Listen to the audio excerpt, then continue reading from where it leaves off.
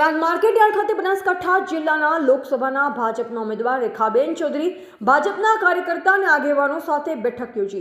આ બેઠકમાં થરાદ માર્કેટયાર્ડના ચેરમેન અને વિધાનસભાના સંયોજક શૈલેષભાઈ પટેલ દ્વારા રેખાબેન ચૌધરીને થરાદ તાલુકામાંથી 70,000થી વધુની લીડથી જીતાડવા માટે લોકોને આહવાન કર્યું હતું। આ બેઠકમાં બનાસકાંઠાના સાંસદ પરબતભાઈ પટેલ, જિલ્લા મહામંત્રી કનુભાઈ વ્યાસ, થરાદ શહેર ભાજપ પ્રમુખ, તાલુકા પ્રમુખ સહિતના ભાજપના આગેવાનો કાર્યકર્તાઓ મોટી સંખ્યામાં ઉપસ્થિત રહ્યા હતા।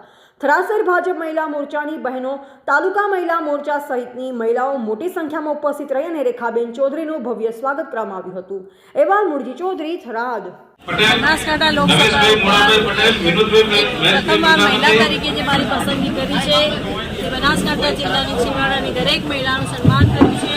બનાસડેરીના અધ્યક્ષતાપક સૌ ગલબા દાદા, મારા દાદા ગલબાભાઈ નાનજીભાઈ પટેલને પાર્ટીએ શ્રદ્ધાંજલિ આપી છે એવું મારું માનવું છે।